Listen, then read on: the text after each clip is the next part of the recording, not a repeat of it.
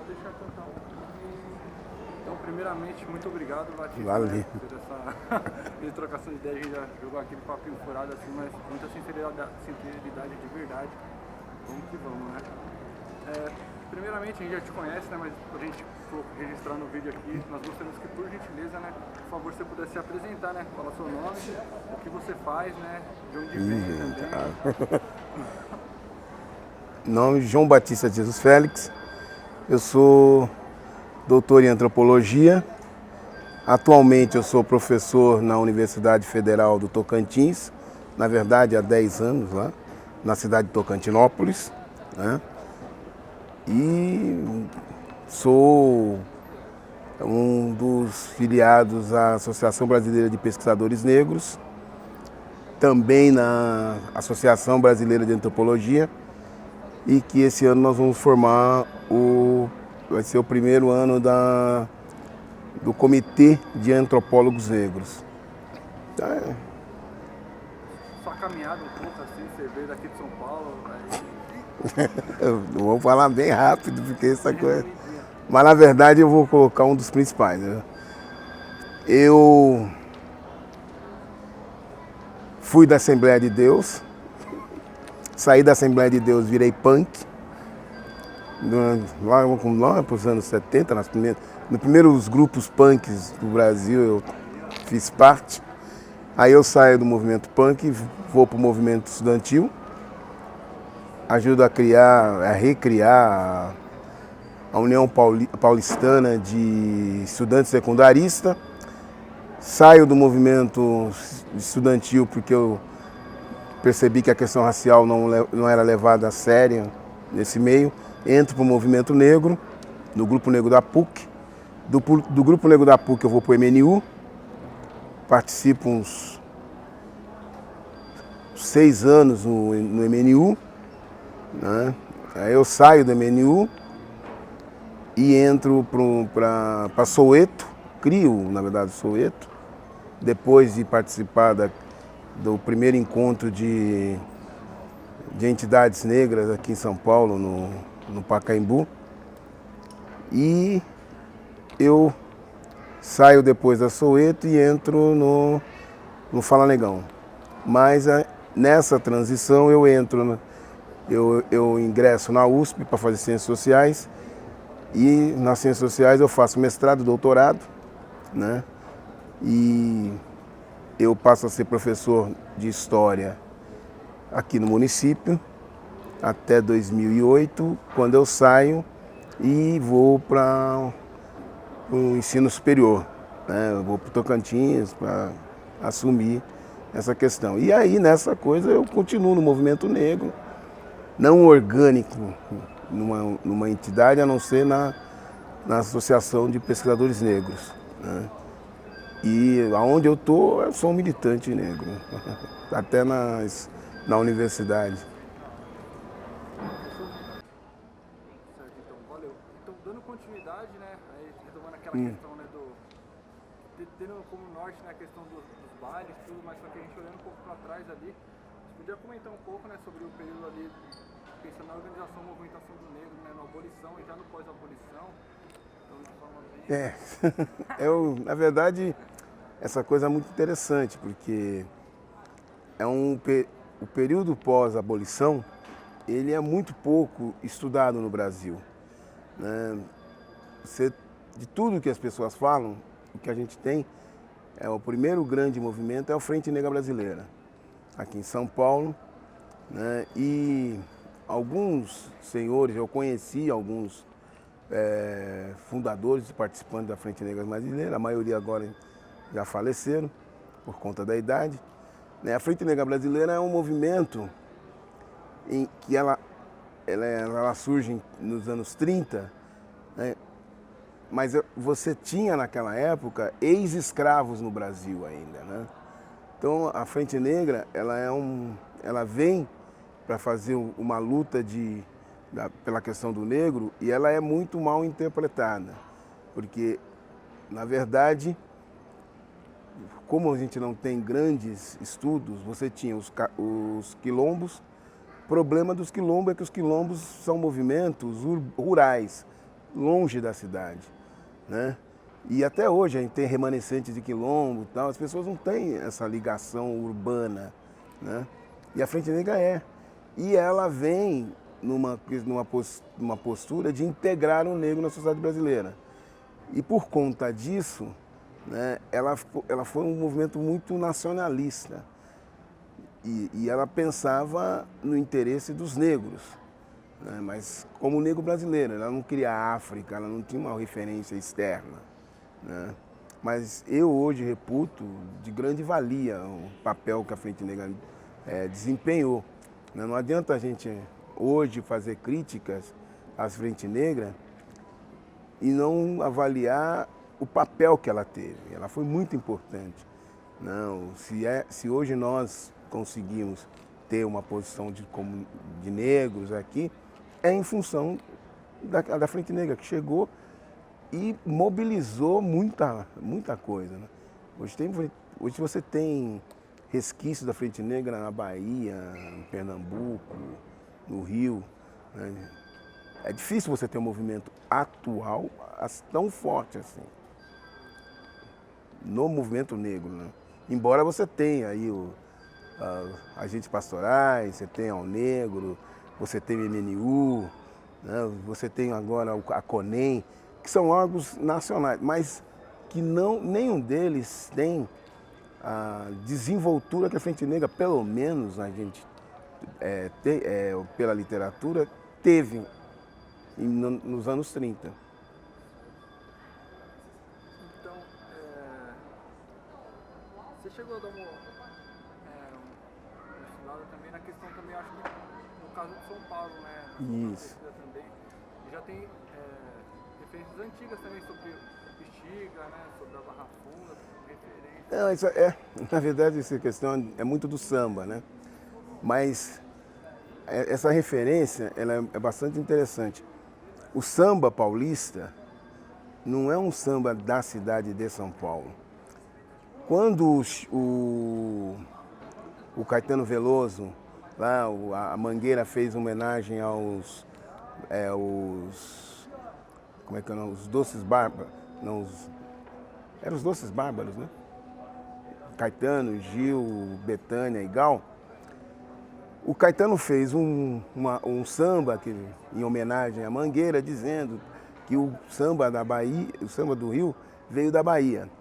E naquela época eu comecei a entender que a diferença é que o samba do Rio vem da Bahia.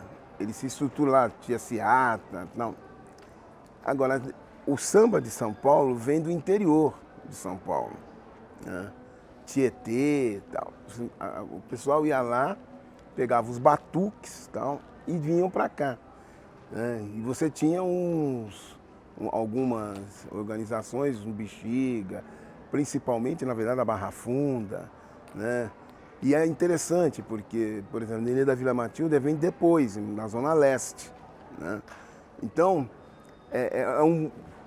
esse movimento ele é muito interessante no seguinte sentido.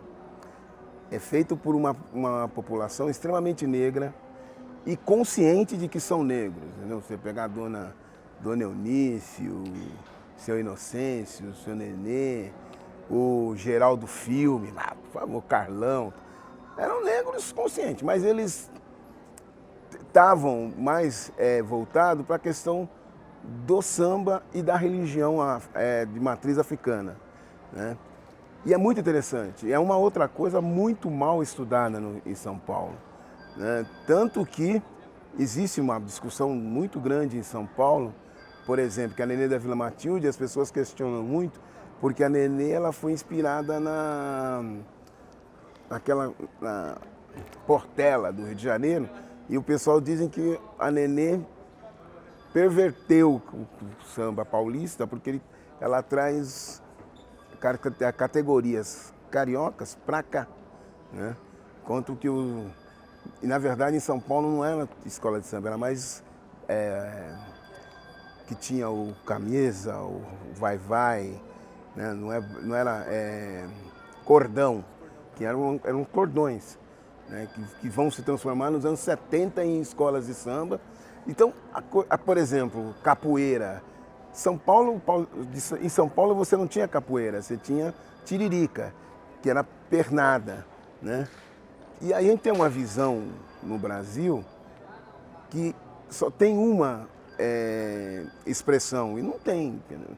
Você falar em capoeira em São Paulo, hoje as pessoas pensam, mas teve um rapaz, esqueci o nome dele, ele fez um filme sobre o samba em São Paulo, e aí ele chamou alguns velhos para mostrar o que era tiririca, que eles chamavam de jogo de pernada, né? Jogo de perna. Não é capoeira, é um outro esquema, né? Então, você tem uma coisa que não é querendo dizer coisa de que bairrismo, não é isso não.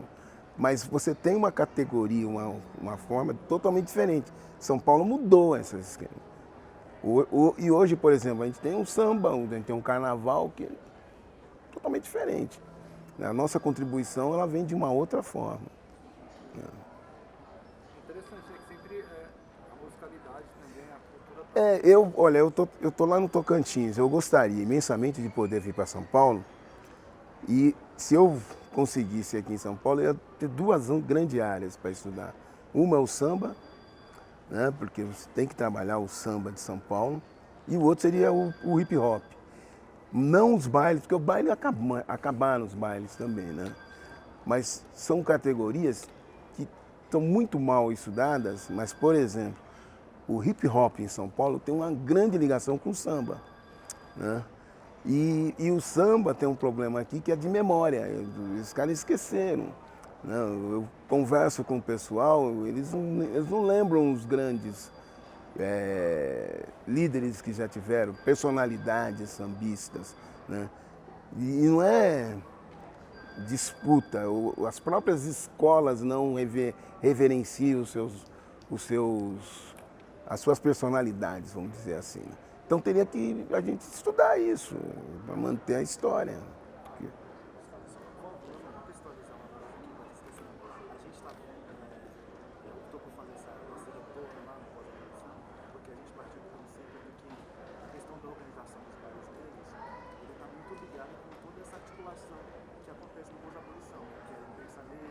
Os clubes, a Frente Negra que você citou, e aí a gente parte dessa ideia, que é um contínuo, de certa forma.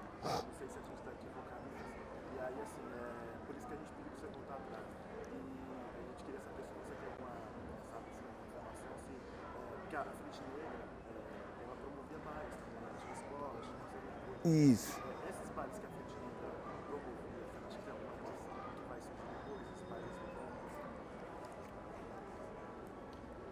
Não, olha, quando eu comecei a escrever o meu doutorado, o que eu percebi é que você tem um contínuo. Eu estudei a população negra, então não estou olhando as outras populações, né? De que a música não é uma coisa que surgiu agora, né? E que você tem uma visão bastante interessante de como usar a música, a dança, né? Então você tem, por exemplo, a Frente Negra, ela tinha um baile de negros, mas é muito interessante porque era um baile das pessoas internas da Frente Negra, né? Eles se sentiam uns negros mais de elite, não era uma coisa popular. Né? Mas o interessante é que você está usando a música e a dança para isso, né? Para elevar a autoestima das pessoas. Né? Aí você vai ter o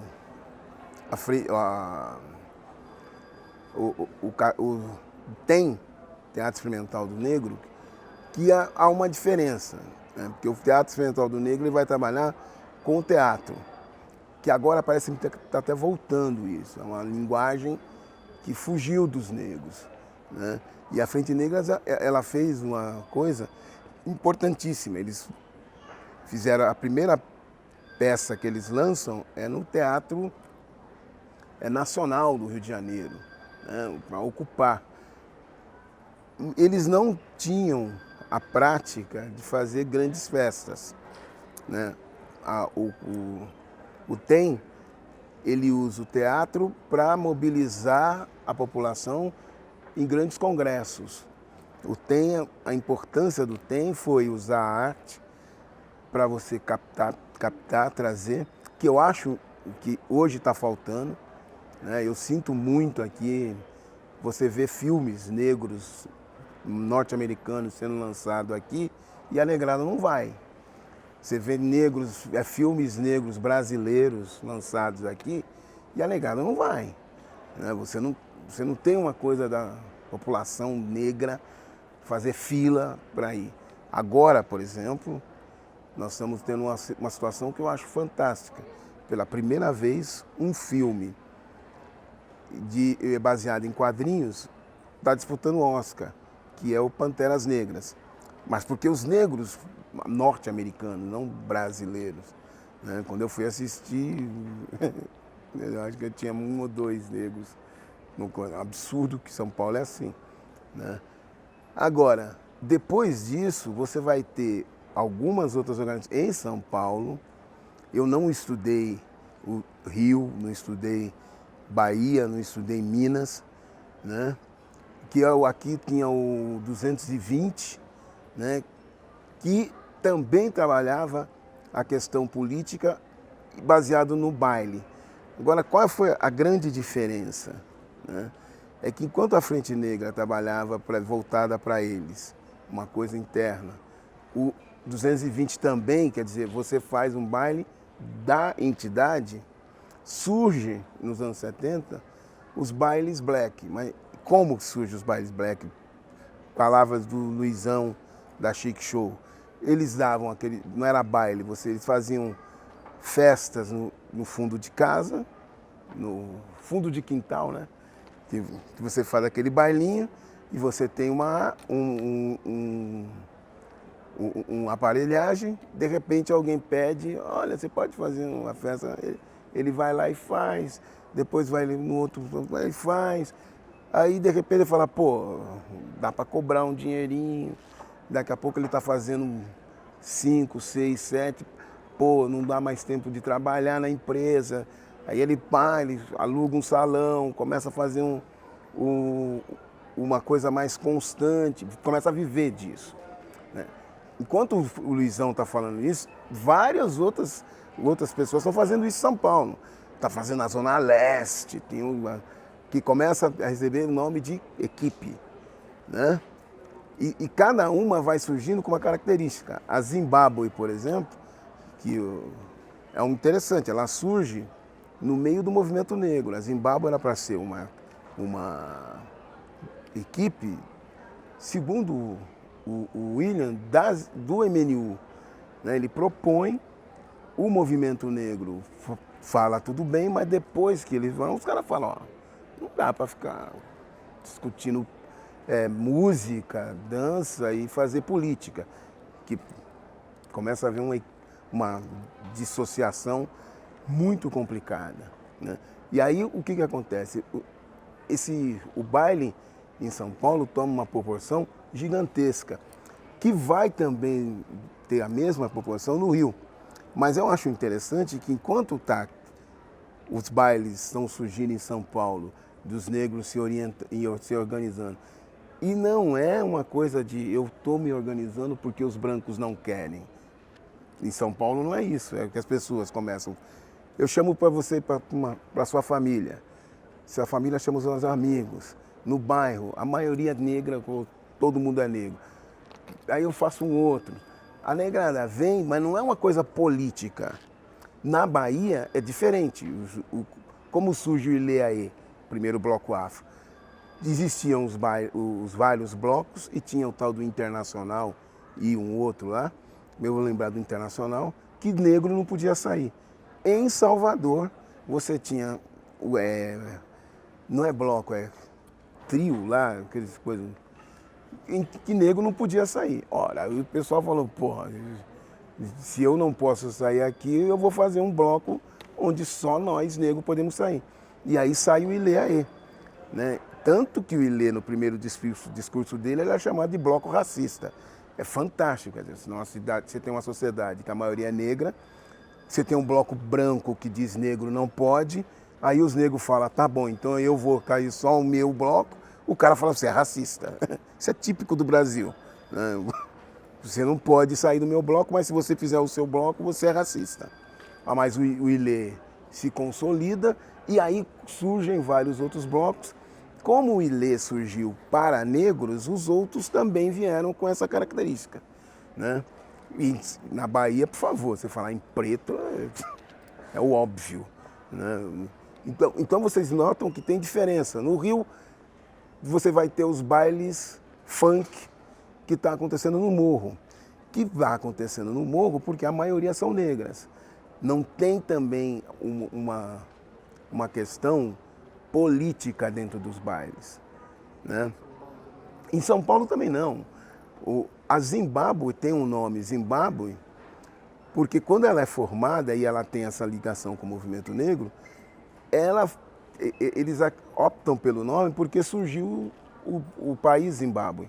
Tinha acabado a Rodésia, que era uma colônia britânica, e eles deram o nome da Zimbábue. E o próprio William fala que é uma loucura, porque a negada não sabia o que era Zimbábue, né? Mas eu acho muito interessante o seguinte, o movimento negro, quando ele viu que os bailes estavam pegando, ele desenvolveu um movimento, os bailes dele. E o movimento negro sempre fala assim, baile negro é lindo, baile força do negro. Ninguém ia. Sabe, se você botava essa visão mais militante, né? As pessoas não iam. Agora, quais são os nomes das equipes? Chic Show, Black Mad, Os Carlos, né? Zimbábue. E a negada aí vai com tudo. Agora, eu falo, pô, então o que importa não era o nome. Os negão iam. Você vai num baile chamado Os Carlos. Quem que é o nome? É deles. É dos Carlos.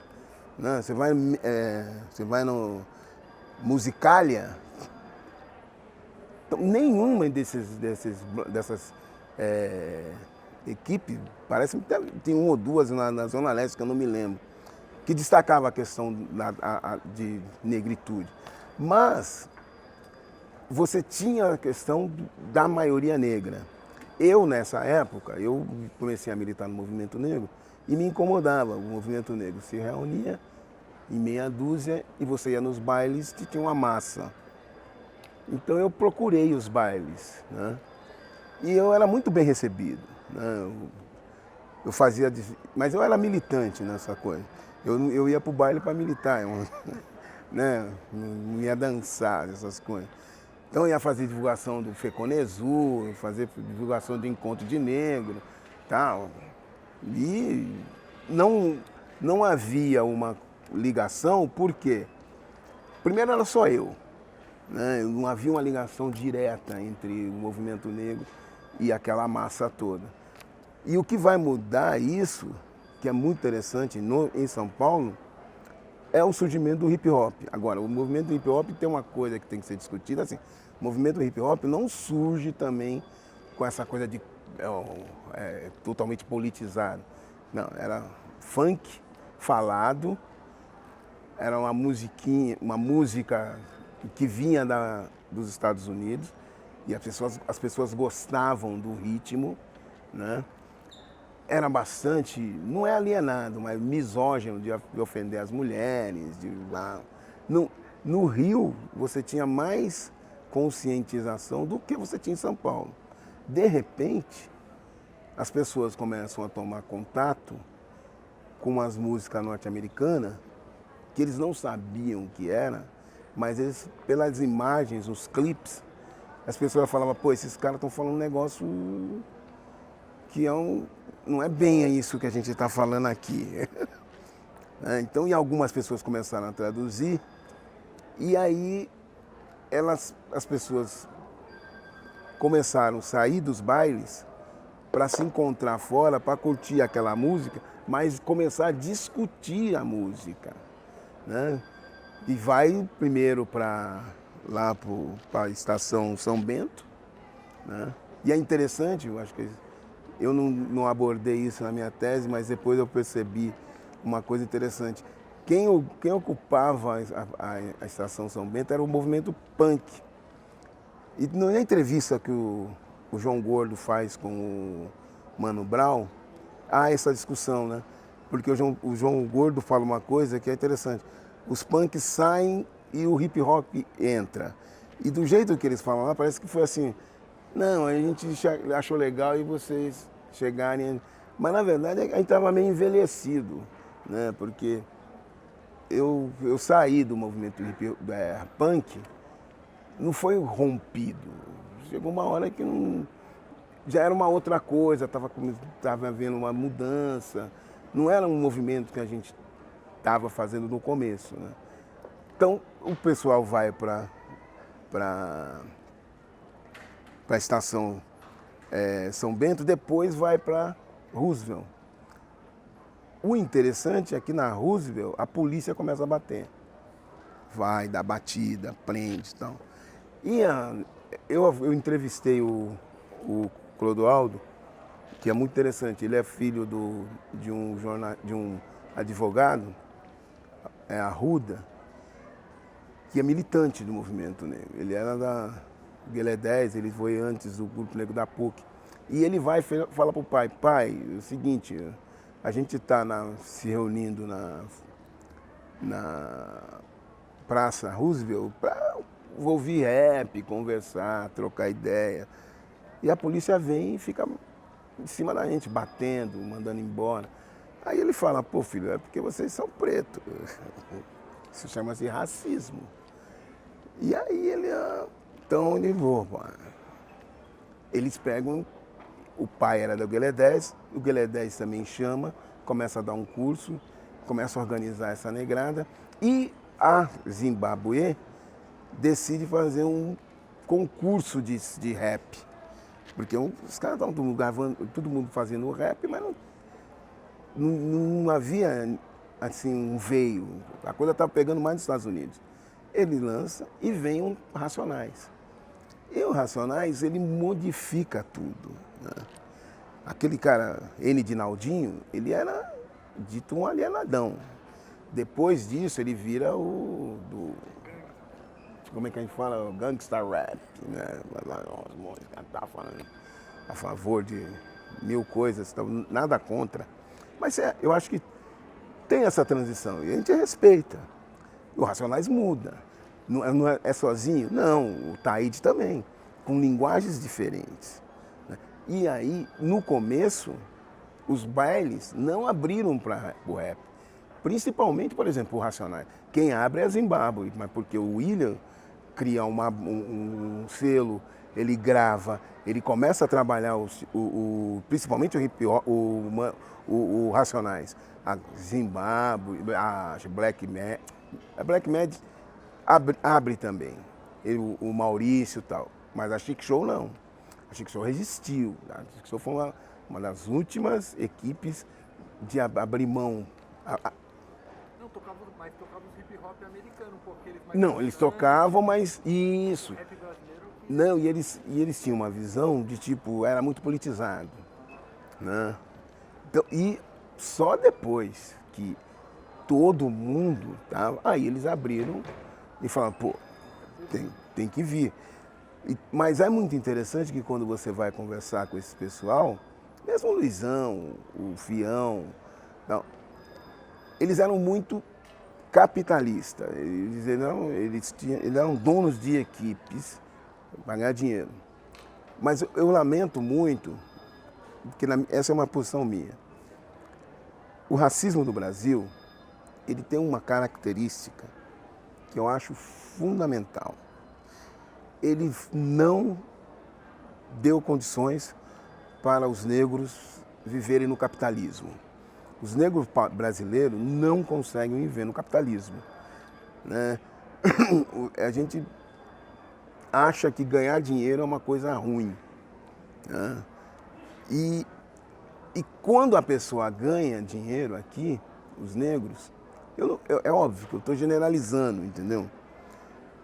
que numa discussão mais séria você percebe que existe uma coisa, umas diferenças. Eu estou fazendo um negócio aqui, como é que eu posso dizer? Eu estou, sei lá, fazendo uma crítica. Vamos ver se eu consigo explicar para vocês na minha fala. Que a pessoa ganha o dinheiro fazendo uma atividade voltada para negros, mas ela não entende que ele não só está ganhando dinheiro com aquela negrada, mas ele pode ganhar mais e pode melhorar a vida dessa população. Você tem um deslocamento. Então eu estou ganhando dinheiro com os negros e para aqui, né? Mas não é uma alienação. Eles sabem que os negros, a situação da discriminação, do preconceito, mas o canto da sereia do racismo brasileiro chama para o outro lado, né? Então é uma coisa muito séria, né? Eu vejo os bailes blacks assim, né? Tanto que acabou, gente. Quando eu fiz a minha pesquisa até do ano 2000, nós tínhamos 18, no mínimo 18 bailes blacks na cidade de São Paulo. Hoje tem algum? Não, hoje. Quando eu encontro com esse pessoal, eles estão no boteco conversando, fazendo uma festinha entre eles. Eu não vejo mais aquela coisa da massa negra, né? E São Paulo tem um outro problema, que puta mesmo, a cidade mais racista do Brasil é São Paulo. Mas São Paulo chega uma coisa que eu acho um absurdo. Você tem lugares em São Paulo que você vai e você não vê negro. Eu fui assistir um filme aí eu vou falar, vocês vão falar, porra, no Shopping Iguatemi, né? Pô, mas daí, Shopping Iguatemi, né? Só tava eu de negro As Viúvas, eu fui assim porque tinha aquela atriz negra. E eu saindo do cinema, eu decidi descer pela escada e andar, né, pelo shopping. Porra, eu não vi um outro preto. Aí eu falei, caraca, eu tô na Suécia, tô na Holanda, tô na Alemanha, tá entendendo? Eu não tô no Brasil, né? Aí eu saio e vou para a cidade de Tiradentes. Eu não vejo quase um branco, né? Eu estou numa sala preta totalmente. Aí eu vou para Barra Funda, num samba lá. Aí, pô, tem 2, 3 brancos e 40 negão.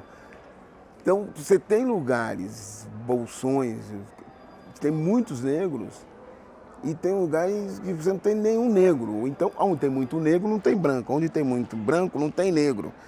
E a cidade convive nessa maluquice, né? E é uma coisa complicada, porque você vai discutir, se eu falo isso para os negros, os caras falam, Batista, o shopping Iguatemi não é para negro. Eu fico, não sei, as pessoas pendem a isso. E a cidade de São Paulo, tá entendendo? Mas aqui há essa especificidade, né?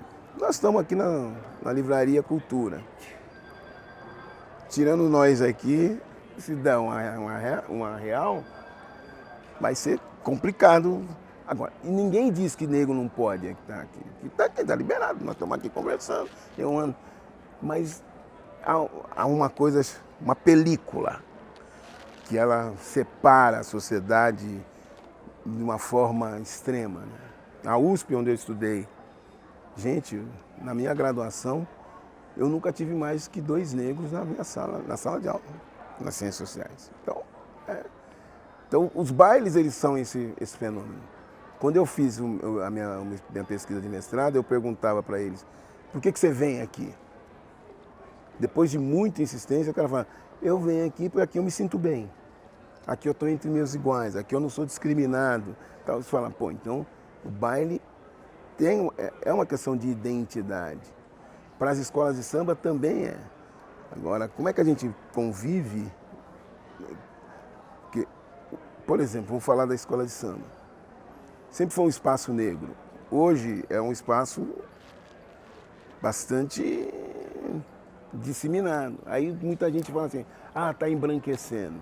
Eu acho estranho, né? Porque o que é fato é a sociedade paulista, ela não é branca nem negra, ela é uma mistura desgramada, né?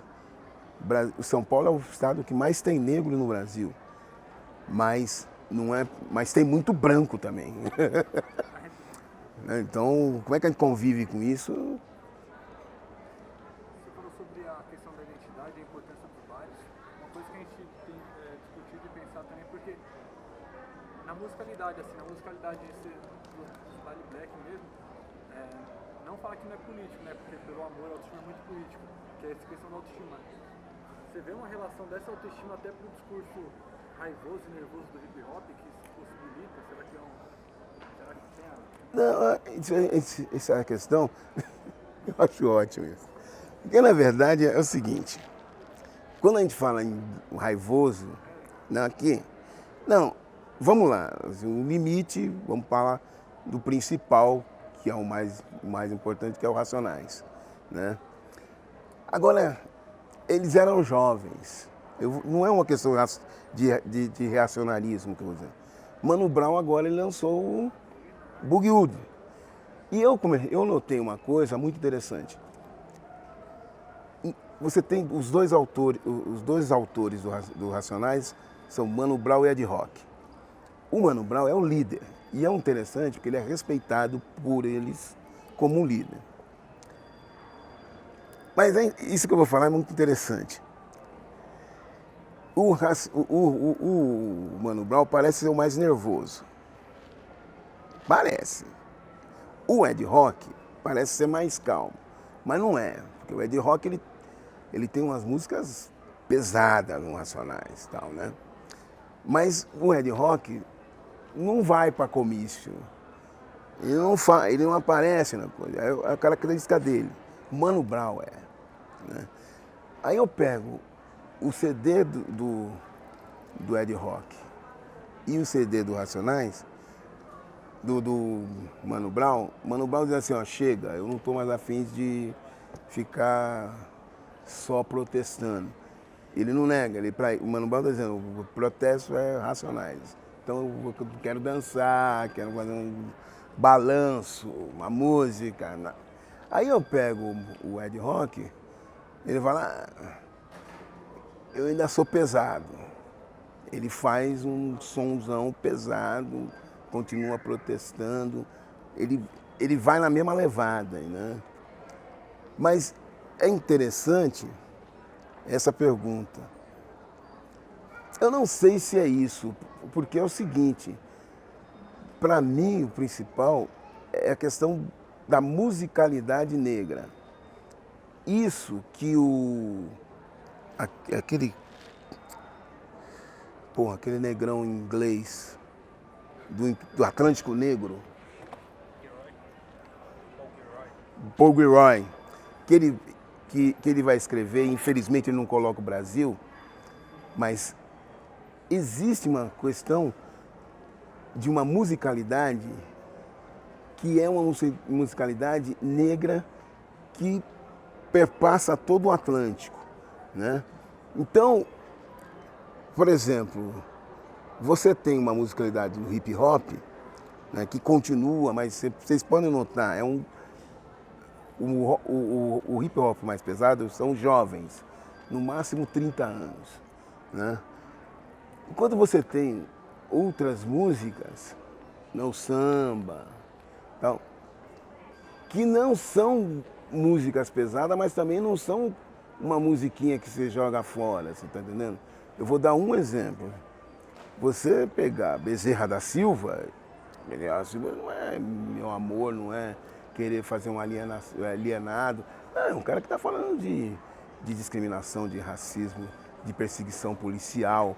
Né? Então ele está colocando, ó, essa sociedade, pô, se você quiser saber, conhecer um ladrão, pode voltar pelo mesmo caminho.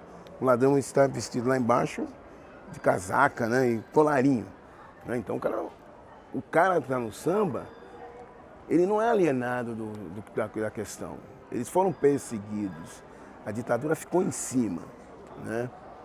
E a população negra, ela convive com isso, né? Essas igrejas de evangélicas, o que elas estão fazendo para ganhar muitos negros? É fazendo rap, gospel e samba gospel. Mas por quê? Porque tem uma coisa de que é uma linguagem transcendental, que eu não vou querer discutir aqui, mas que pega, né? As pessoas se identificam com isso. O hip hop ele não é um fenômeno norte-americano brasileiro. Na Europa está mesmo assim, né? Na África você tem essa ida. Tem um rapaz do PCdoB que é TC.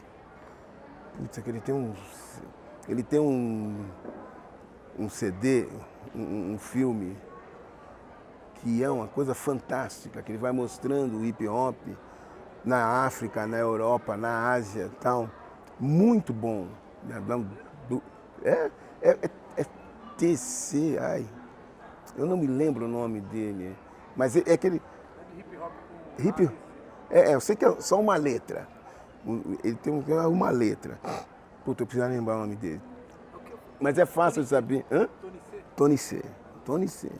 E ele é um vídeo que ele tem, uns 2 horas ou mais, né? Fantástico, assim, mostrando em vários locais aonde você tem hip hop atuando, né? Então, a mesma coisa. Agora, as pessoas tendem a querer fazer comparações.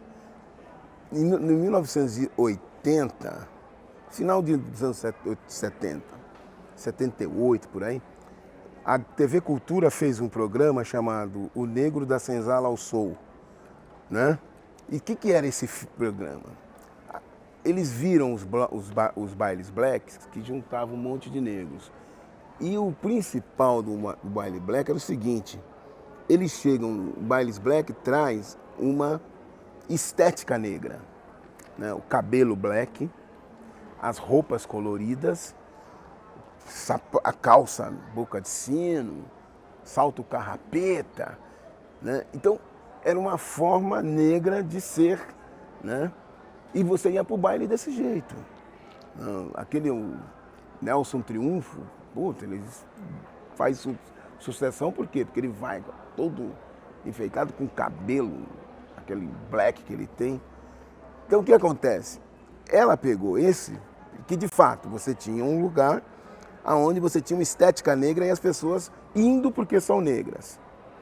E enquanto o samba, você tinha o negro, mas o negro que está andando normal. Ele não tem uma estética sambística, vamos falar assim. Então o programa vai dizer: o negro da Senzala ao Soul o negro no samba era alienado e no baile ele é consciente. E não é verdade. A mesma coisa do rap e do samba. Não só em São Paulo, você tem uma ligação muito grande do samba com o rap. Tem escola de samba aqui, Imperador do Ipiranga, até foi prejudicada com isso. Né? Abriu um espaço grande para o hip hop e de repente a escola perdeu o espaço de escola de samba, aí teve que diminuir o espaço. Mas se ela deu, é porque você tem uma relação legal entre eles, né? São visões diferentes de mundo. Mas aqui você tem o Rappin' Hood, ele sai na escola de samba e é rock. Não, e é rap, é samba, e ele é rap. E tem outros também, né?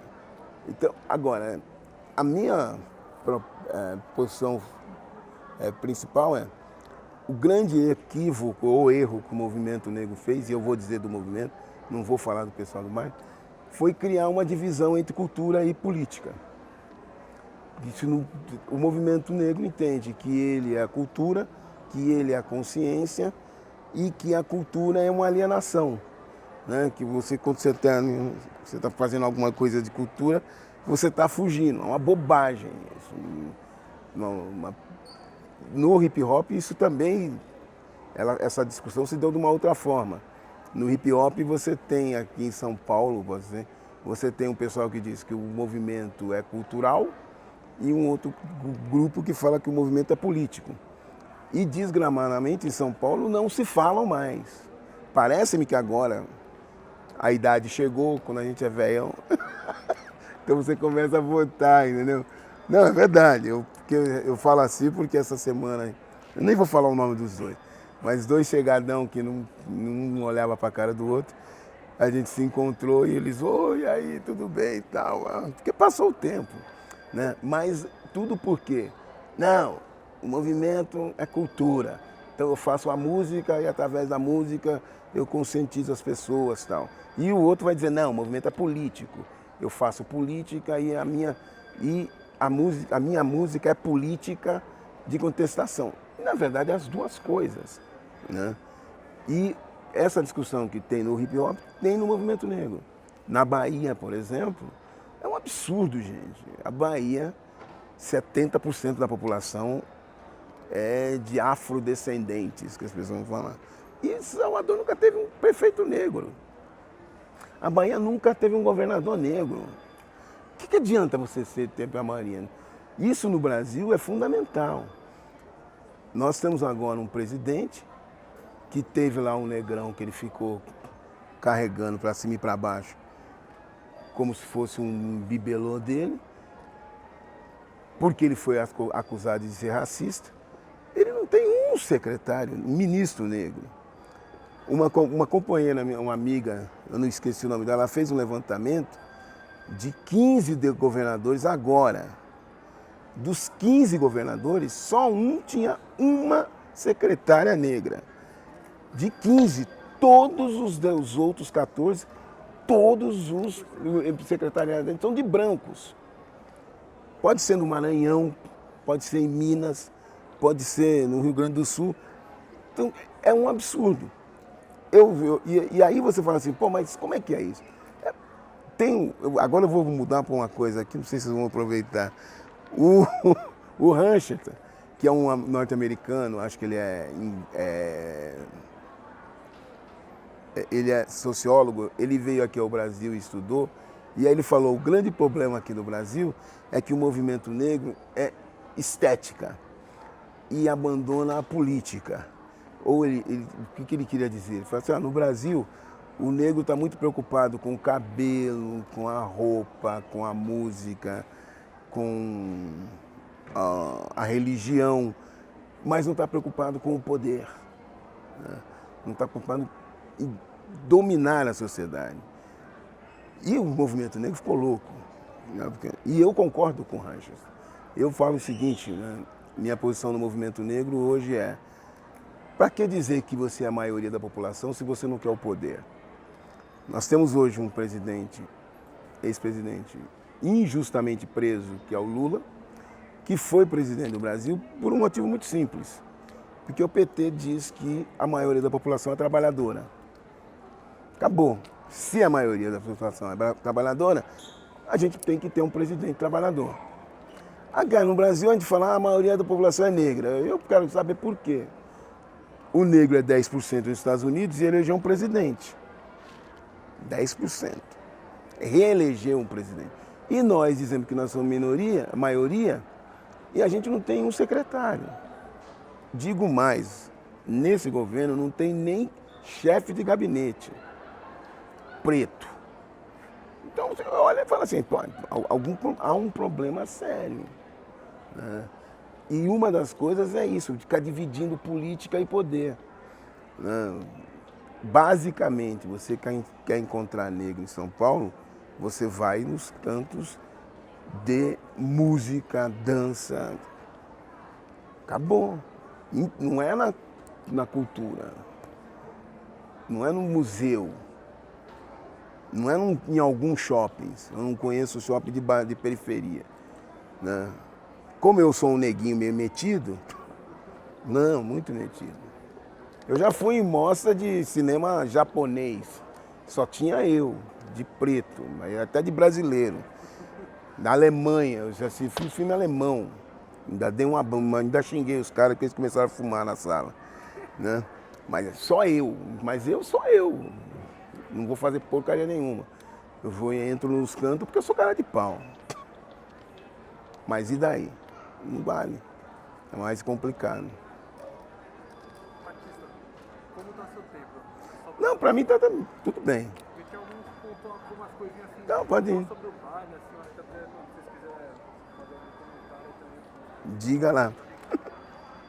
Uma coisa que, né, o DJ Malboro, que vocês devem gostar bastante dele, é, cara, ele fala assim, sobre a chegada da disco music, né, mano, que a gente vê em alguns lugares que fala de uma despolitização, desracialização das ideias, você enxerga, você vê isso, você acha? Não, olha. É interessante.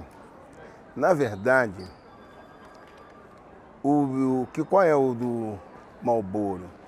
Né? Só a frase do Malboro que ele fala assim, porque ele fala, quando na época tinha 500 baile black, aí depois virou 300 baile funk e 200 baile de cocota, mas o baile de cocota se empreteceu e o baile black, democracia. Não, na verdade, eu acho que não é nem isso que ele pensa. Porque ele até, naquele livro do Hermano Viana, tem um pedacinho muito interessante, que é quando ele leva o Hermano Viana para um baile, funk, e uma negrada pergunta, o que esse branco está fazendo aqui? E isso é muito, para mim, é muito significativo. Você está como um branco, e um branco levando um branco para um lugar negro, e alguém fala, o que esse branco está fazendo aqui? E aí o Hermano diz, não, foi uma coisa porque eu não era conhecido, né? Mas não tem nada de questão étnica no baile funk carioca. Por favor, entendeu? Se eu chego num lugar e eu não conheço, eu vou falar, pô, o que esse playboy tá fazendo aqui? O que esse fulano de...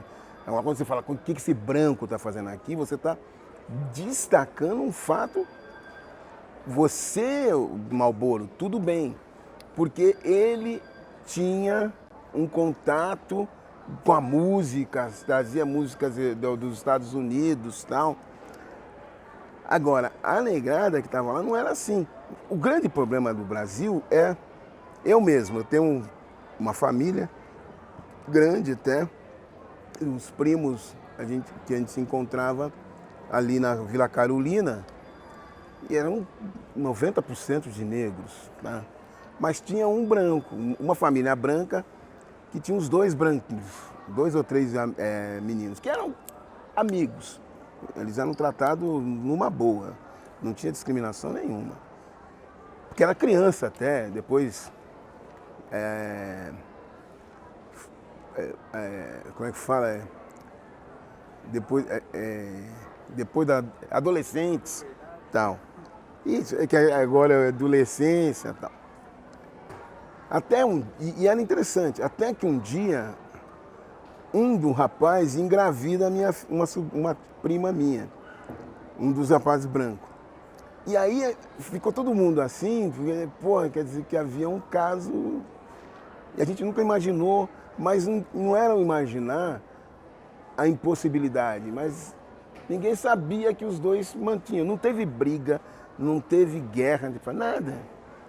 A gente ficou pô, ela tá grávida, né? E aí eles passaram a morar juntos, depois se separaram, voltaram. Então, tem uma coisa assim que, na verdade, você tem um espaço negro na sociedade brasileira que não é tão fechado. Quem fecha é a elite branca. A elite branca, ela é uma extremamente racista, vou dizer assim. Eles não abrem para o outro. Agora, no meio mais popular, você não tem essa dicotomia tão braba, né? E aí o baile é isso, né? Muitos brancos, uma vez um amigo meu, que ele nem é branco total, mas ele se acha branco. E eu chamei ele para ir para o baile, na época, para ele fotografar. Não era como hoje que a gente tem esses celulares e tal, Ele tinha uma máquina, eu falei, pô, você vai lá e tira a máquina, foto? Eu vou. Mas ele chegou pra mim e falou assim, Batista, posso pedir uma coisa? O quê? Pô, eu vou com a máquina, você arruma um segurança pra mim? E eu peguei um pessoal do hip hop e falei com eles, né? Ó, e aí a molecada ficou se dando uma segurança pra ele e ele tirando foto. Aí chegou uma hora no baile que ele chegou pra mim e falou, porra, eu tô me sentindo mal. Eu falei, por quê? Porra, porque esses capazes, pô, tá um negócio estranho, né? Porque os molecada, ele pediu segurança, né? E no final a gente conversando, tomando uma cerveja, ele falou, pô, sabe o que é, Batista? Ah, eu tive medo de você me chamar desse negócio só de negão e eu branco. Ele imaginou que eu chamei, chegava lá, os brancos, os negros iam bater nele. É uma coisa que a sociedade diz isso, né? Uma vez uma menina na USP chegou pra mim, uma menina branca, falou, Batista, eu fui num baile black e eu fui discriminada. Eu perguntei pra ela, pô, mas vem cá, te xingaram? Não. Pô, passaram a mão na sua bunda? Não. Pô, mas o que fizeram? Eu falei, já sei. Ela falou, o que foi? Eu falei, não te trataram como rainha. Aí ela ficou assim, eu falei, então aí ela, não é nada disso. Porque no fundo, é isso. Você vai num meio que não é seu e você acha que vai ter tratado como se você estivesse no seu meio. Quando eu vou no meio que não é meu, de branco, eu fico na minha. Quando eu puder me enturmar, eu me enturmo. Senão eu fico na minha. Quem me convidou vai ter que ficar pageando, me levando, porque eu não sei, né? Agora, isso é fundamental no Brasil, aqui, que as pessoas precisam entender como é que isso acontece. Existe essa questão de conscientização? Existe. Né? Mesmo na Bahia, no Rio, os bailes funks, tem essa questão. Agora, tem problemas que a gente precisa discutir. Há uma coisa de que o negro começa a ter um certo destaque, ele não se relaciona com outro negro. Isso é uma característica brasileira, né? Então, por quê?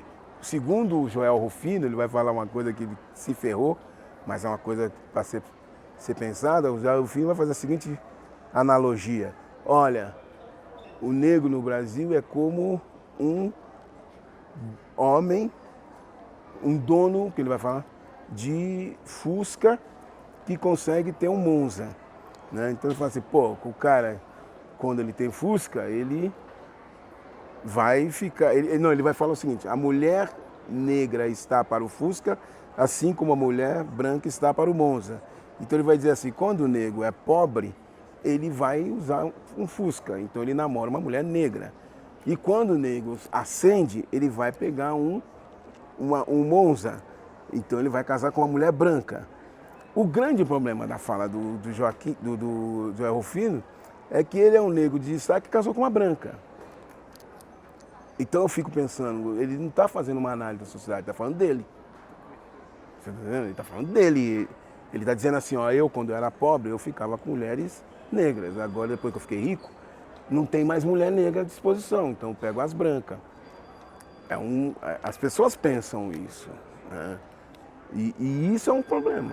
Quando eu fui professor aqui, em 3 escolas diferentes, os alunos chegavam para mim e falavam, professor, sua mulher é branca, loira e de olhos azuis. Então não basta ser branca, ela tem que ser branca, loira, de olhos azuis. Isso foi em 3 escolas diferentes, em 3 momentos diferentes, 3 populações diferentes. Fizeram as mesmas falas. E eu perguntava para o por quê? Porque o senhor é muito inteligente. Né? Então, olha só, o senhor é inteligente, logo a sua mulher é branca, de olhos azuis e loira. Quando eles conheciam a minha mulher, eles falavam assim, você é muito radical. Por quê? Porque eu vinha com a coisa da decepção. Né? Os caras falavam, porra, teve gente que já falou pra mim, porra, Batista, até a sua mulher é preta. E aí, pra piorar, meu filho também, né? Aí os caras falam, esse cara é radical demais. Tem filho, irmãs negras, pai negro, mãe negra, filho preto. É muito radicalismo. Até eu reconheço. Mas vai lá. Peraí. Fala. Observação, vocês à vontade.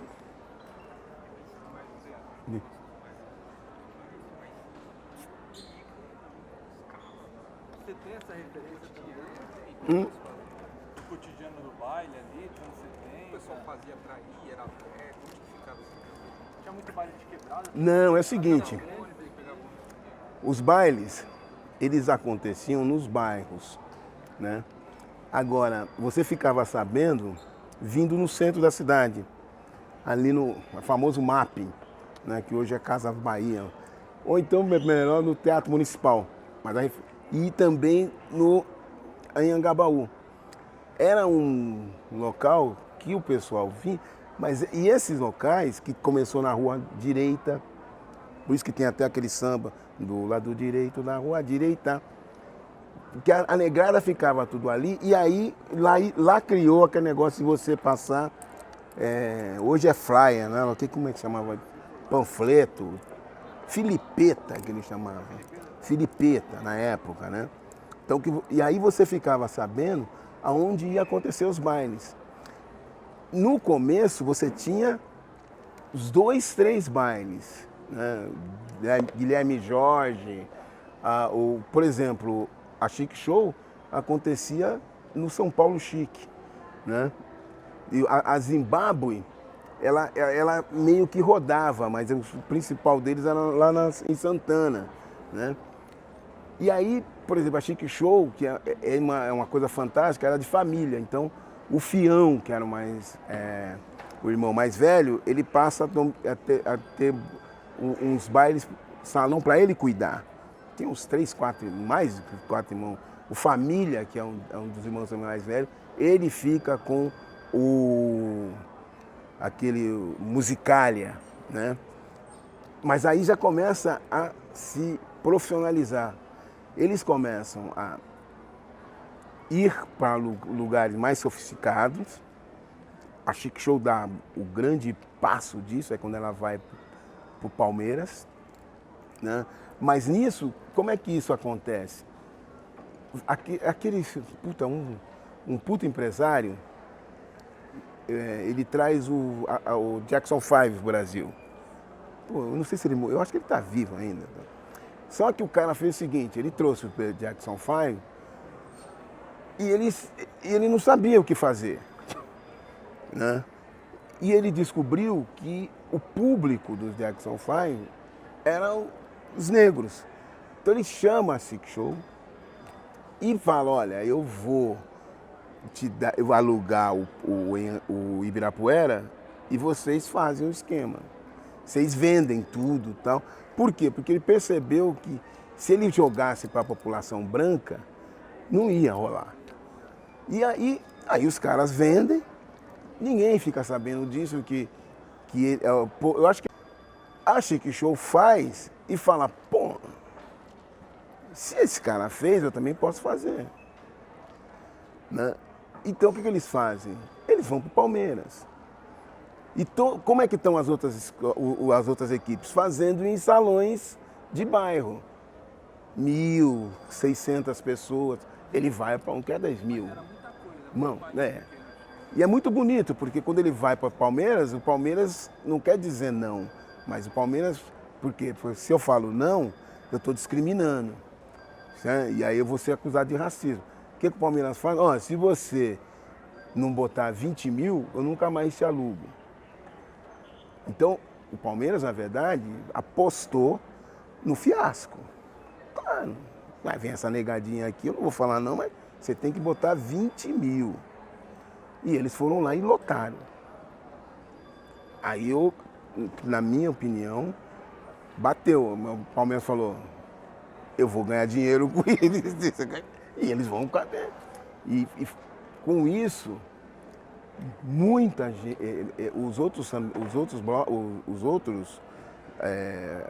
as outras equipes também começaram, mas na verdade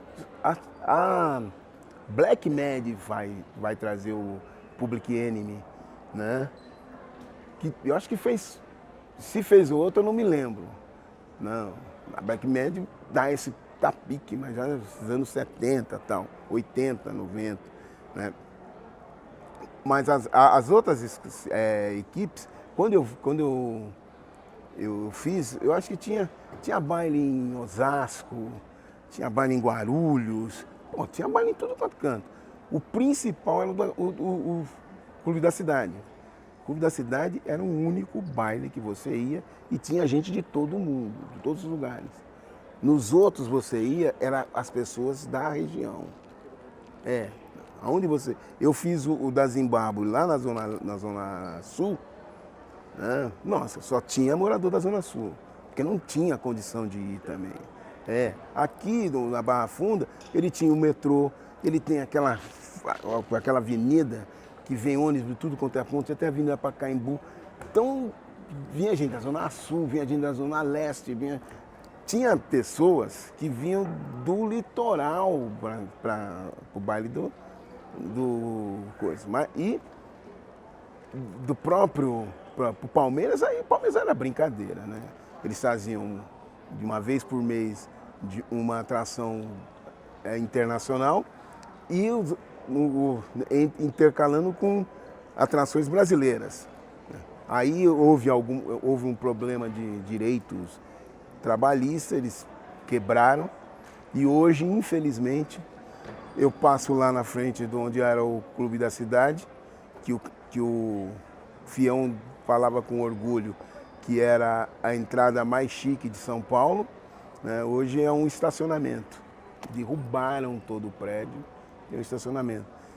E se você fizer uma volta, quer dizer, ou salões viraram igreja, ou derrubaram e viraram outra coisa, né? Me dá vontade, às vezes, de sair estudando, ver aonde tinha baile, o que é hoje, né? Porque sumiu. Eu fico... A negada não está assim, tá. Pessoal da USP, eu vou chamar uns alunos que entraram comigo, uns pretinhos, que eles são tudo elitistas. Se vocês passarem, eles vão gostar. Mas tem doutores, eles são tudo doutor agora, não é mais neguinho qualquer. Aí eles fazem uma festa da cerveja, né? Tem que levar cerveja importada.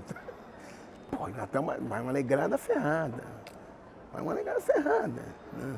Então você tem amanhã eu já vou num samba na Barra Funda, que é uma negrada incrível, né? Então tem esses locais, né? que você vai e você encontra. Mas o que tinha antes de baile morreu, infelizmente.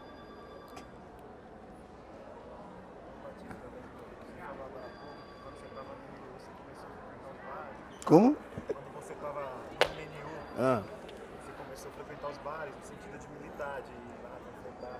Você lembra como que era que os artistas que estavam tocando muito naquele momento ali? Não, olha, você tinha os artistas. No começo você tinha Tim Maia, Da Fé, o Djavan também ele ia, né? No samba você tinha Bezerra, Dona Ivone Lara, Leci Brandão. E esses que eu estou falando são até mesmo Djavan. São todos negros que iam nesses locais e eles sabiam que eles estavam cantando para negros, né? Mas uma coisa que me chama muita atenção é que eu nunca vi um cara que eu gostava muito como Luiz Melodia. Melodia nunca foi, mas por conta de que talvez ele não tinha uma empatia, né? A galera não curtia muito a música do Luiz Melodia, acho eu, né? Mas você tinha esse Gilberto Gil. Pô, Gilberto Gil foi para o Palmeiras, né? Eu uma vez, não foi em baile black, mas foi numa quadra de escola de samba, o Bezerra da Silva foi lá e ele vou fazer uma disputa entre as passistas, a passista mais bonita. E aí, umas 10 meninas subiram e ficou uma menina branca e uma menina negra. E ganhou a menina branca. Mas o Bezerra da Silva não gostou. E ele mostrou aquilo, que ele não tinha gostado, né, da escolha da quadra. Então você nota que você tinha uma relação que não é à toa. Uma coisa que eu queria colocar para vocês, esses meus primos, que isso sempre me chamou a atenção. Eles não tocavam só samba, eles não tocavam só, não tinha rap naquela época, né? Mas eles tocavam Luiz Gonzaga, eles tocavam Beethoven. Então era uma coisa meio eclética. Nos bailes também. Tinha aquele cisne azul, mano. Eu estava no baile, os caras botavam uma música clássica. Aí eu falava, pô, então não é uma coisa fechada, é aberto, né? Talvez as pessoas começam a militar e, porra, Já tá cantando aqui. já? Então, na verdade, o que é interessante nos bailes, que não há uma restrição. Alguns cantores eu nunca ouvi cantar. Roberto Carlos, eu nunca ouvi cantar. Cassiano. Né? Cassiano, você já viu? Cassiano, sim. Não, Cassiano é clássico. Né? Agora, sei lá, Erasmo Carlos, tem uns negócios. Mas não é.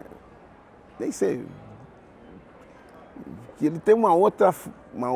Um cara que eu também nunca vi, Caetano Veloso, eu não vejo.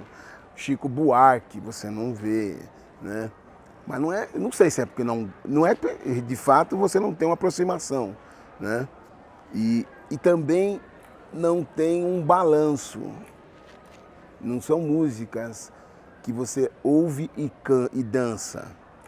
Não, uma música mais que você, por exemplo, o Racionais, ele canta no baile, mas ele é uma exceção. Mas por quê? Porque não é música para dançar, é música para pensar. Então, quando você vai ouvir o Racionais, não é para você ficar dançando. Você vai ficar pensando naquela letra que ele está falando e tal. E é raro isso, hein? É muito raro. Porque a maioria, 90% das músicas, são músicas para dançar. E se for balanço, tem o famoso balanço, você toca. Se não tem balanço, as pessoas não curtem isso. Como eu gosto do Luiz Melodia, o único que eu defendo, que eu acho que ele tem balanço e devia tocar algumas coisas dele. Mas... Uma dúvida também é, no período dos bailes mesmo, como que a sociedade que não frequentava o baile enxergava assim? Sei lá, o próprio preto acho que não ia, olha, vai chegar que a ditadura acaba. Aqui em São Paulo, inicialmente, a imprensa começou questionando, mas em São Paulo, desde começou a haver os encontros dos negros, que vêm lá dos anos 30, 40, em São Paulo, eles denunciavam, né? Eles achavam aquilo uma coisa que não era bom para civilidade, né? Agora, o baile, ele não teve grandes repressões, eu tenho certeza, né? Porque ele é fechado. E é um local que você fecha e você cobra ingresso, então a polícia não podia ir, né?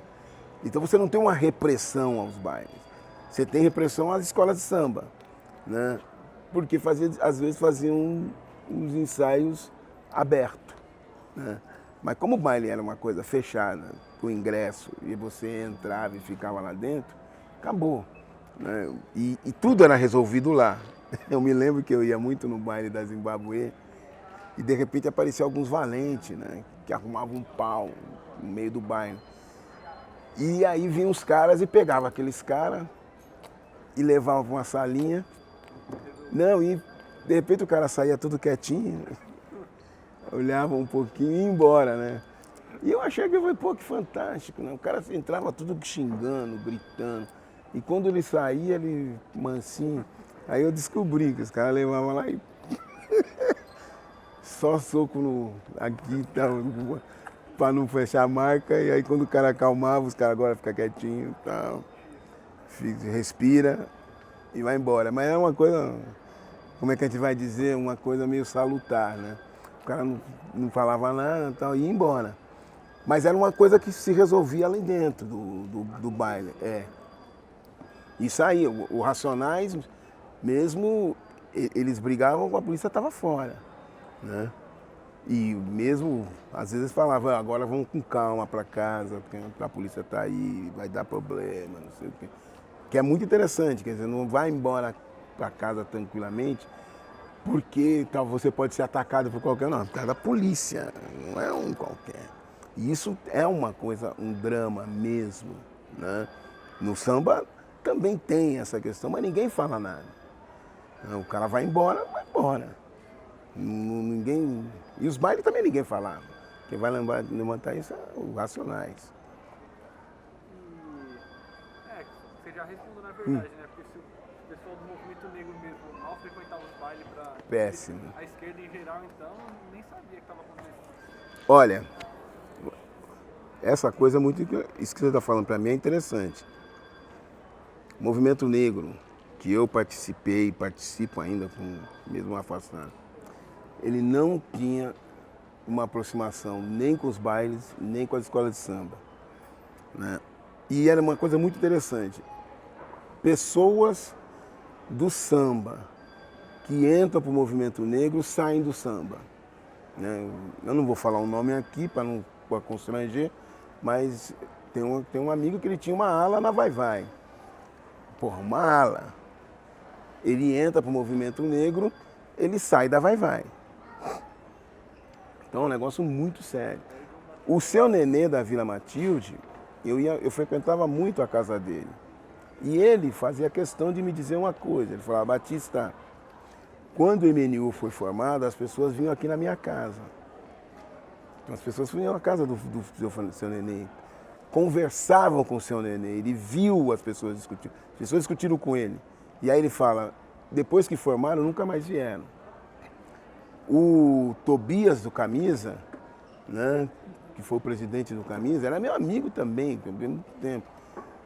Quando nós lançamos primeiro o Levi, um candidato negro, ele não deu a quadra porque tinha um branco lá que já tinha praticamente alugado a quadra, mas ele deu o São Paulo Chique para o Levi usar de graça, né? Depois, quando lançamos a Dulce, ele também abriu a quadra do Camisa Verde, né?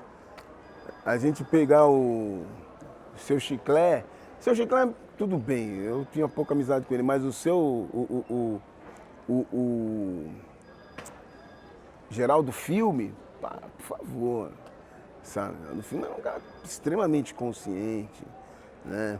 Ele discutia, falava da questão do negro e tal. E nas equipes de baile, Zimbábue, Black Mad, os Carlos, eu ia na Musicália, eu chegava lá e dizia, olha, fala para ele que é o Batista do Movimento Negro. Os caras liberavam, eu entrava, aí eu ia, distribuía panfletos, eles anunciavam o que eu estava divulgando no microfone, às vezes me davam palavra, a voz, né? E é um horror, porque tá todo mundo dançando, curtindo, vai lá o cara, fala, pessoal, polícia, não sei o que e tal. Mas como eu era novo, eu fazia essas merdas, que é uma droga. Porque tá todo mundo curtindo, daí você parava para falar de movimento negro. Ainda bem que eu não fui vaiado. Que eu me lembro, não tem filme, eu não lembro que ia ser vaiado. Mas os caras liberavam.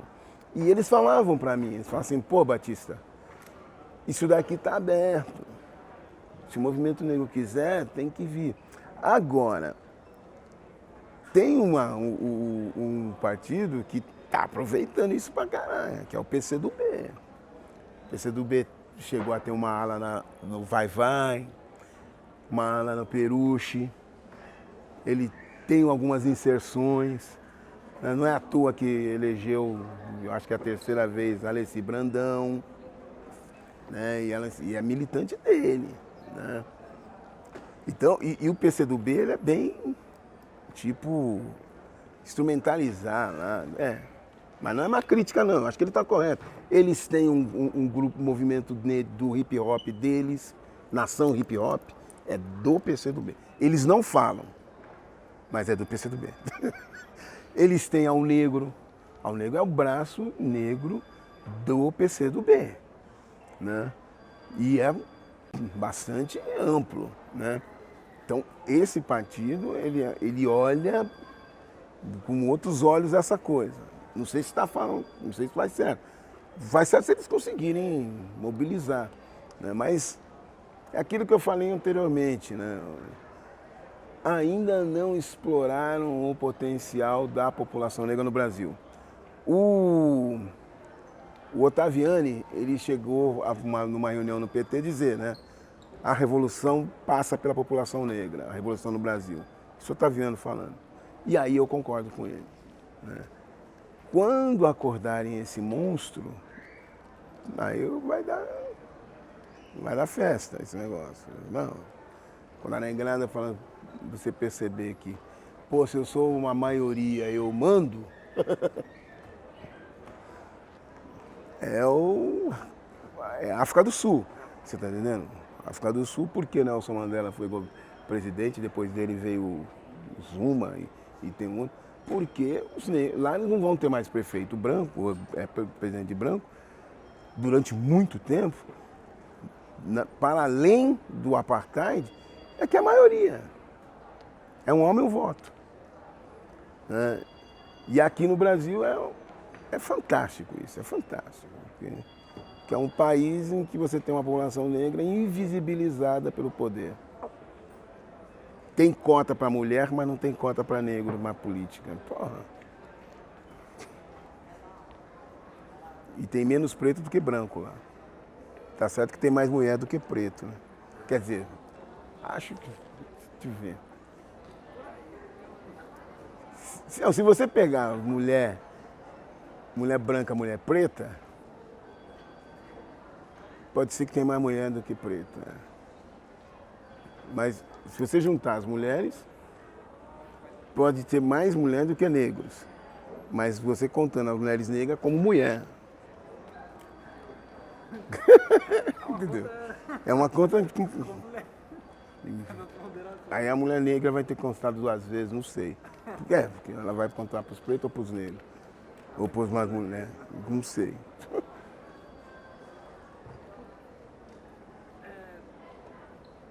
Você já falou aqui do hip hop, né? Falou que o rap nacional tinha resistência, né? Já foi falando todo o roteiro da entrevista. Foi uma...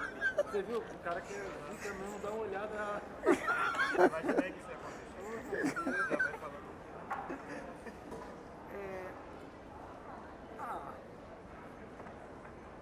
Eu ia perguntar também sobre os bailes de quintal, mas você também comentou que tinha muito baile nas antigas, né? Nas quebradas, muito baile também. E essa relação também, né? Essa multidão que já frequentava os bailes de rap nos anos 90 também. Dá pra fazer um paralelo com os anos 70, com aquela multidão que frequentava os bailes, né? Não, o baile é baile de rap. Né? Show de rap mesmo. Não, show de rap. A gente não dá para dizer que tem a mesma potencialidade dos bailes, né? Mas você tem um movimento forte. Eu nunca vou me esquecer de um comício na Zona Sul, que era, eu acho que o Lula estava... o Lula era candidato a presidente, ele estava disputando com o Fernando Henrique Cardoso, e estava uma massa na Zona Sul, onde tem lá o Largo 13, e aí o pessoal estava fazendo discurso, né? E vinha algumas pessoas para falar, e o último que ia fechar era o Lula. O povão começou a vaiar, e tiveram que botar os Racionais primeiro, para depois dos Racionais é que o Lula falou. Né? Então, por quê? Os caras falam, ó, se você falar lá, você pode ser vaiado.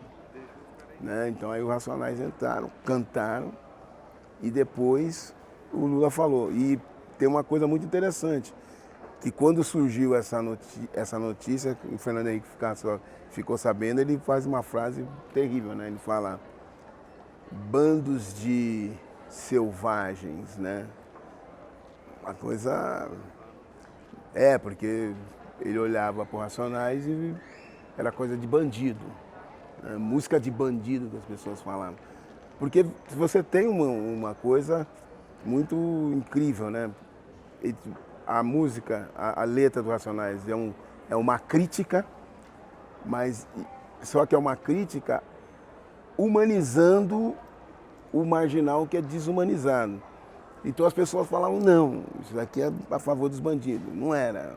Era dizer da violência que tem e tal, dentro da sociedade, que é muito mal visto, mesmo dentro do cinema norte-americano, por exemplo. Quando começa a visão do rap, os filmes eram uma violência incrível. Boys and the Rules é um filme clássico, né? É brabo, meu. A negrada se matando, acabou. Né? Quando o cara passa com a metralhadora e vai atrás do outro. Tinha alguns outros filmes na época, eu não estou lembrando agora. Teve um que eu estava assistindo um dia na minha casa, meu filho estava junto, eu tirei meu filho da sala. Falei, não, vai embora, vai. Não, porque era muita violência de negro contra negro. Mas isso, eles estão mostrando assim, ó, isso tem que acabar. Não é vamos matar mais nós. Não, e não é apologia. Agora, vocês vejam que loucura que você está falando. No ano passado, a Unicamp colocou Racionais, os 3 ou 4 CDs Racionais, como ponto do vestibular. Então os alunos, os candidatos do vestibular, tinham que ouvir esses rap e estudar esses rap. Aí tem um professor, que ele, não sei se ele é ainda, mas ele é professor da Federal, ele é da Federal de São Carlos, o Vilas. É um professor racista, professor reacionário, um professor assim, de tudo ruim é ele, né? Ele criticou, falou que isso é um absurdo, que onde já se viu e tal. E tem um imbecil tapado que tem um canal na internet chamado Mamãe Falei, ele fazendo uma análise da música nacional. Gente, ele nem sabia o significado das palavras, né? Agora, qual é a importância de Racionais? Que os caras precisam entender. Eu fiz um trabalho, eu trabalhei com 3, além dos grupos de rap, eu trabalhei com 3 pós. Os conceitos de ruas, na Zona Sul, Aliança Negra e o Força Ativa na cidade de Tiradentes. Quando eu fiz, era 2000, eu defendi em 2006. E eu acho que eu pesquisei até 2004, né? Quando eu fiz essa pesquisa, o Cal fazia Ciências Sociais na PUC. Hoje, na Força Ativa, o Weber está fazendo doutorado, o irmão dele está fazendo mestrado, o Paniquinho terminou no Mackenzie, está querendo fazer um mestrado. Tem vários outros camaradas que estão estudando porque o rap falou e demonstrou para eles que o melhor era estudar, né? Então, você pegar uma letra do Racionais, né? Eu vou pegar uma clássica deles, que é sobre o massacre do Carandiru, que é uma coisa que o Mano Brown adaptou a letra de um sobrevivente do massacre. né? Mas ele conta o massacre. Olha, pegar Haiti e Diário de um Detento, desculpa, literariamente falando, Diário de Detento é muito mais pesado do que o Haiti. Não vou desmerecer o Haiti, né? Você pegar ele tem uma música, Estou Ouvindo Jesus Me Chamar, pô, aquilo lá é Machado de Assis. Começa de um cara que está morrendo contando a história dele. Isso é Machado de Assis, o Memórias Póstumas de Brás Cubas, né? E então você tem várias questões literárias, de análise que eles fazem da sociedade, a visão que você tem da sociedade. Quando você pega, vamos passear domingo no fim de semana no parque, que foi uma música, qual é a importância dessa música? Quando ele lança Fim de Semana no Parque, em São Paulo, tinha acontecido o massacre de um bar aqui na Zona Sul. Bodega. Vocês não sabem? Bar Bodega foi o seguinte, o Bar Bodega é um bar da classe média, aqui na Vila Madalena, ou então lá pro lado do Itaim Paulista. Teve um assalto, e no meio do assalto, o cara ameaça uma menina, e o cara vai defender a namorada dele, e o cara dá um tiro na cabeça da menina. E mata a menina. Agora, qual foi o impacto disso? O Jardim Ângela, na época, era o lugar mais violento de São Paulo. Morria 6 a 7 pessoas por semana, né? Então era uma mortandade absurda. E ninguém falava nada. De repente, uma mulher é assassinada, todo mundo, que absurdo, tal. E ela deu uma Sul também. Aí vem o Racionais e lança Fim de Semana no Parque com uma frase, afoga essa vaca na piscina. Quer dizer, ele escrachou a coisa. Quer dizer, eu moro num lugar que a violência está solta, entendeu? E vocês estão preocupados com uma fulana, então vai dar merda. Acabou, sai daqui, né? E é uma coisa interessante, que na hora que a Folha de São Paulo vai entrevistar o Racionais, o que o Racionais faz? O Mano Brown fala, você tem que vir aqui na Quebrada, onde ele morava lá. Capão Redondo mesmo? Um Capão. E ele faz uma coisa que eu acho fantástica. Ele chega pro repórter e fala assim, você não vai direto. Você vai parar, eu acho que num posto, deixa o carro lá, e ele mandou um cara pegar o cara e levar. Então, e falou pro cara, você não entra sozinho. Aí o cara vai lá, faz a entrevista, e aí eles pegam o carro, devolvem pro cara. Tipo assim, aqui eu mando e é o meu mundo, não é seu. Você não pode. Quando eu fui chamar o Racionais para conversar, eles me chamam como é que chama? Né? Para aquele do Bauru, Ponto Chique. Olha que diferença, os caras eles chamam lá para Quebrada, e comigo eles chamam Ponto Chique. Por quê? Porque é uma questão de consideração. Ele não precisa tentar para mim mostrar qual que é, né? Então, a letra dos Racionais, aquela que um homem na porta do bar, um homem na estrada. Então, são letras densas que você pode. Eu não vi o vestibular da Unicamp, né? Mas não é só literalmente falando. Eu estou falando sociologicamente, antropologicamente, a letra dos Racionais, ela merece esse destaque, né? Agora, os idiotas do Brasil, os racistas, não entendem isso. né? E protestaram. Gente, eu defendi em 2006.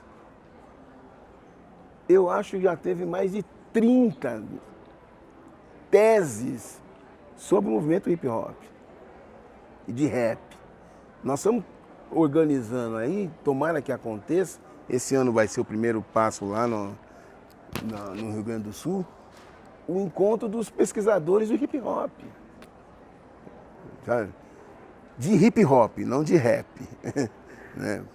Mas, embora você vai trabalhar com rap, mas o principal é hip hop, o rap faz parte do hip hop. Então, e é um negócio que não é fácil. E a negrada está saindo. Eu fui no lançamento do CD do Racionais, lá no Corinthians, eu acho que foi o... 2002, isso? 2002?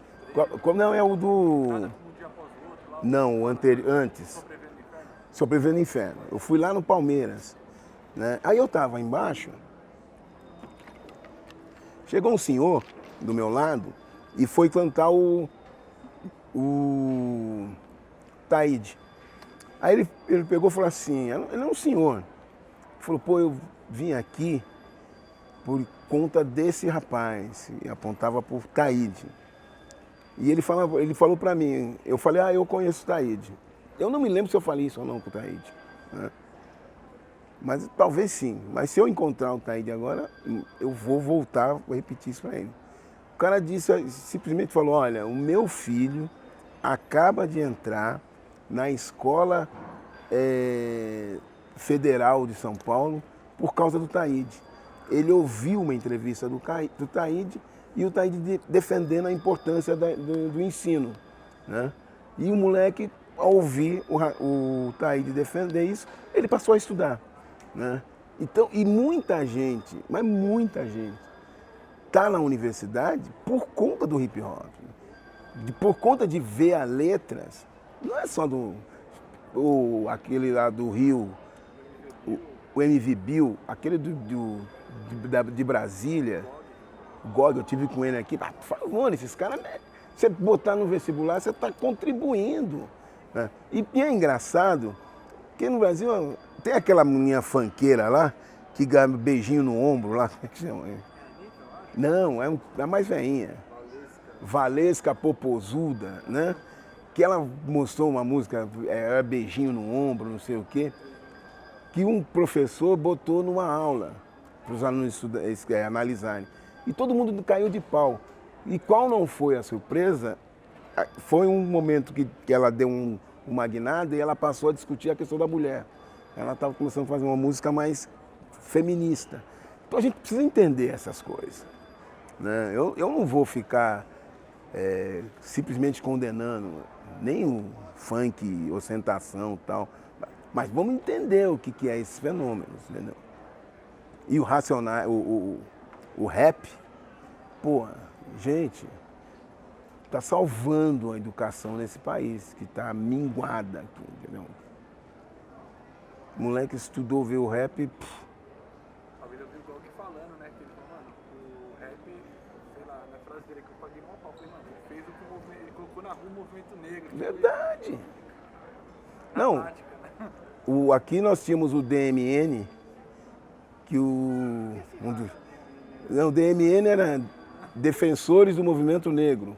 E depois o cara está nos Estados Unidos, ele me fala na minha tese, né? Que ele fala, não, agora são só 3 letras. Mas o próprio Racionais também se afasta, mas não foram eles que afastaram. Foi o movimento que se afastou. Tá vendo? Olha, eu criei a Coordenadoria Especial do Negro na Secretaria. Quando eu criei, eu convidei o Milton Nascimento para vir, né? Eu não conhecia o Milton Nascimento.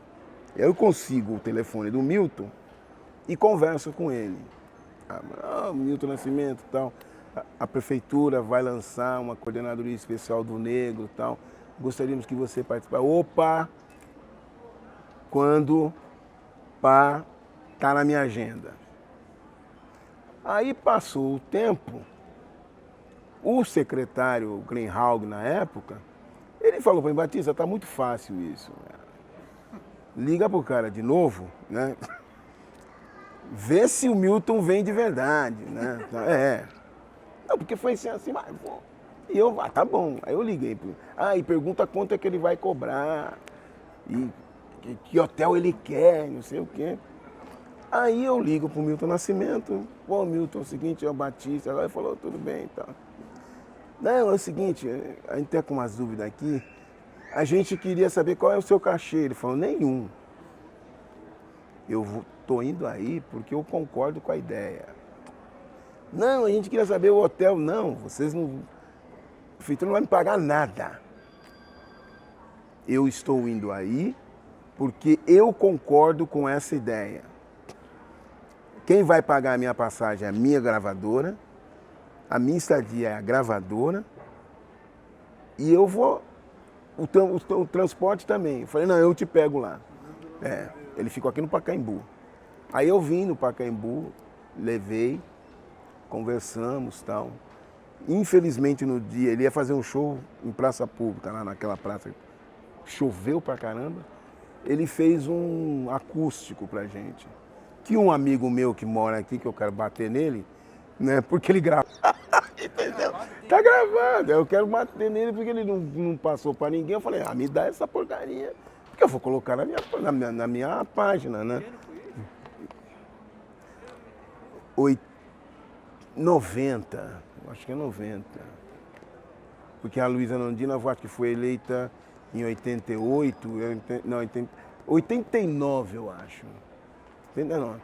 E eu levo isso em consideração, assim, o Milton Nascimento não me conhecia. E quando eu fiz o convite, ele não sabia que eu era negro. Foi por telefone. E ele só falou assim, eu concordo com essa ideia. Acabou. Ele não quis discutir nada. Sabe? O Martinhos da Vila já veio aqui para fazer show na Praça da Sé contra o Apartheid e o movimento não pagou nada. Ele veio para cá, foi na Fiesp e fez a Fiesp pagar tudo. Fez a Fiesp pagar tudo. E ele fez uma coisa fantástica. Todos os cantores que cantaram com os músicos ao vivo. E todos os músicos receberam cachê. Mas ele trouxe um empresariado ferrado. Então você nota a própria Leci Brandão. Mas não é uma política pura. Dona Ivone Lara. Vocês viram uma polêmica do ano passado, que fizeram um musical em homenagem a Dona Ivone Lara e botaram uma menina clara. Que eu fui contra, você está entendendo? Por quê? Porque eu já estou com um saco cheio no cinema, no filme chamado Quando Ela Volta. Porra, gente, que tem a Regina Casé. Porra, a Regina Casé fala... Vocês assistiram esse filme? Ela faz o papel de uma empregada doméstica. Aquela empregada doméstica existe. Ela está viva. E ela namorou um amigo meu. Ela é negra. Preta. O cara bota a menina branca. E põe a filha da coisa branca. Mas aí, se vocês notarem no filme, deu uma dor de consciência, a menina mostra o filhinho dela preto. Não nasce um filho preto com aquele... Mas isso... Aí quando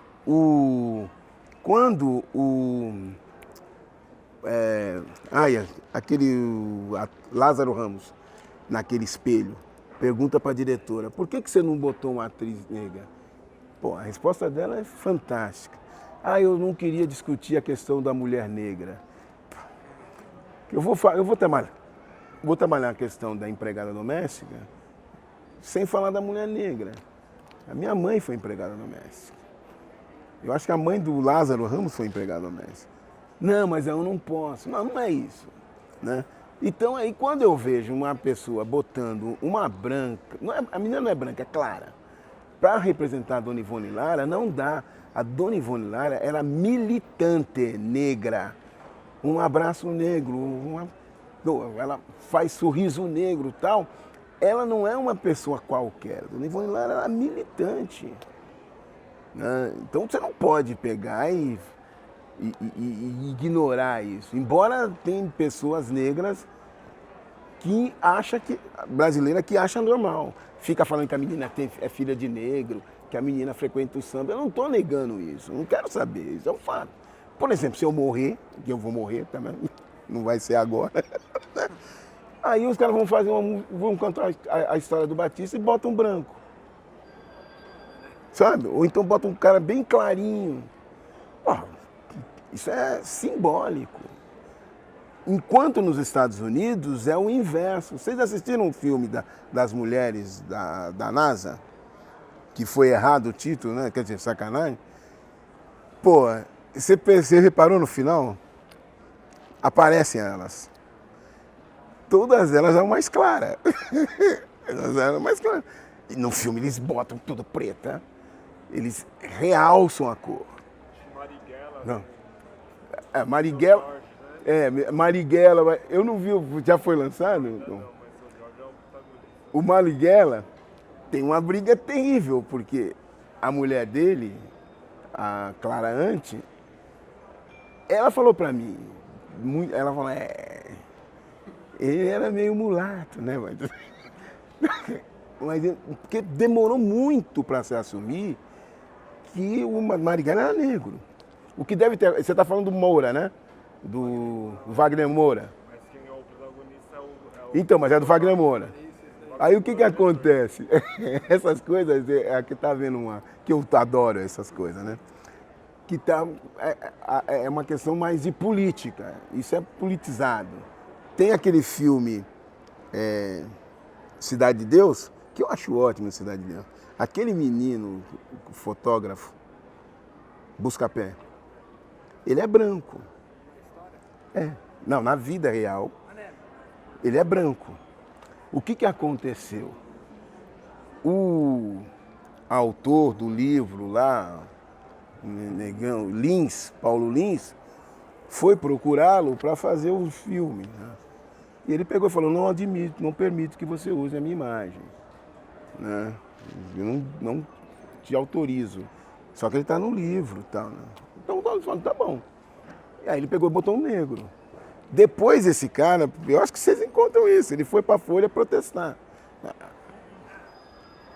O cara é branco, sou eu. Os caras... Já era. Aí ele também eu falo, agora dançou.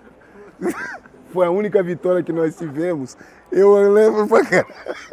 Eu falo, porra, se fosse um branco ia diminuir pra caralho, entendeu? Mas a realidade era essa, ele era um branco. Ele é fotógrafo lá, tudo. Aí ficou preto, falei, legal. 1-0 para nós. Quer dizer, tá uns 1000-0, 1000-1. Então essas coisas são muito complicadas. Eu nem sei por que eu falei isso agora. DMN, mas fala do... Da relação com o movimento negro. Então, essa coisa tudo é o seguinte, por que o movimento negro erra? Porque todos esses... Olha, se o movimento negro tivesse consciência da importância dele e a relação que ele tem com esses atores... Olha, eu não vou nem falar só de negros, não. Faustão. Na época, existia um programa aqui no São Paulo chamado Balancê, que era do Osmar Santos. E na rádio. E ele entrevistava as pessoas. Tal. E eu fui lá dar uma entrevista. Não entrevista não, eu fui lá para divulgar uma festa do movimento negro, do Grupo Negro da PUC. Né? E um cara que apresentava era o Faustão. Né? Quando eu cheguei para fazer a entrevista, o Faustão chegou para mim fora do microfone e falou, pô, você veio fazer o quê? Eu falei, vim aqui divulgar uma festa do Grupo Negro da PUC e tal. Ele falou, o que é isso? Eu falei, é movimento negro. Ele falou, porra, meu, você vai aqui falar de festa, você é do movimento negro, cara. Não, vamos falar de violência policial, vamos falar de racismo. Então, beleza. Aí ele abre o microfone, com uns 10 ou 15 minutos eu pá, pá. Depois de tudo, vai ter uma festa do Grupo Negro da PUC. Mas o Faustão, claro que o Osmar Santos estava lá na hora também, falou, não, mete o pau, chuta tudo. Um outro cara que hoje eu não gosto dele, não gosto, mas ele abriu pra caralho pra mim. O Boris Casoy. O Boris Casoy abriu a folha pra mim. Assim, eu entrava na sala desse fulano que morreu aí, hoje eu nem gosto dele, mas na época ele me ajudou pra caramba. Ele falava assim, Batista, você vem aqui falar do movimento negro, eu dou o maior espaço pra vocês, mas cadê a massa negra? E não tem, mas não tem porque é incompetência. Pô, você chega como é que você me explica você ter o Ilhaê, Olodum, Malê de Balê, Muzenza, botando mais de 30, 40 negão na Bahia, em Salvador, e não tem ou deve ter um vereador negro. Nunca elegeram um prefeito negro. Aqui nós elegemos um prefeito negro, o Pita, que todo mundo desceu o pau. Agora, quem xingou o Pita pra caralho, apoiou o Maluf, quando o Maluf apoiou o Lula. Ninguém xingou o Pita. Não, ninguém xingou o Maluf. Tem negros que xingavam o Joaquim como traidor, como como é que fala? Que não é agradecido, tal. Ingrato, papapá. Negro, xingava pra caramba. Hoje não tem coragem de xingar o Toffoli, que foi posto pelo Lula lá, e na hora que botaram lá para libertar o Lula, ele deu para trás, e ontem fez a palhaçada maior, que o Lula tinha que sair para a cadeia pro enterro do irmão dele, ele libera o Lula para ir, para ficar num quartel, longe, nem ver o corpo. E ninguém vai dizer, esse cara é um safado. Vi um cara escrevendo, é um branco. Aí eu não quis, eu vou falar assim, porra, branco criticando branco é sacanagem. Eu quero ver negro. Porque eu vi negrão pisando no Joaquim, né? Mas na hora de pisar em branco, aí eu não pode. Aí eu sou chamado de radical. Porque eu já falo na cara dura, é fogo, né, meu? Imagine eu na USP. Na USP eu chutei aquele pau legal. Eu tenho uma coisa lá, né? Que o Manhani fala, existe um marco antes e depois do Batista. Porque eu levei Racionais lá. Não, eles iam fazer um show que acabou não dando. Eles fizeram palestra lá naquele auditório. Do lado de cá, um é da geografia, outro é da história, né? Ele veio do lado de cá. Todos eles, os 4, pá. Tem nada. Não tinha celular na época, porra. Puta, não tinha nada. Não tem absolutamente nada disso. Foram 13 de maio. E os Racionais foram de graça para mim. E perderam um show em Piracicaba. Eles perderam dinheiro para tocar de graça para mim. Que ano que foi isso aí? Pô. Sei lá, 92, 91, 92, por aí. É porque ele estava dando os rolês nas escolas também, né? Foi. Aquele projeto. Ela, na época que eles chamavam Rap Story, repensando. Era a época. E eles foram gratuitamente. Que eu chamei, eles foram. Gente, nós já tomamos. Porra, vocês têm material pra caraca, hein? Batista, mano, eu acho que é isso. Tá. Precisar alguma coisa, a gente está à disposição. Você fala, eu autorizo usar minha imagem para Opa! documentário. Pode falar, é porque nós só tem o áudio, né? Pode falar. Tá. Não, tá totalmente autorizado para o uso. Só para a burocracia, assim. Eu, João Batista de Jesus Félix, portador do RG 10.209.423, autorizo o grupo Uso da minha imagem para usar essa imagem, Som das ruas, o preto, som das ruas, que vai paulistana, está totalmente liberado. Esse não vai ser o título ainda porque nós não sabemos, mas é o provisório. Aí eu você sacaneando. Aí o processo fala assim, eu falei que era pro outro. Entendeu? Eu falei que era pro outro. Os caras Estão tirando, vai ter que deixar isso aí.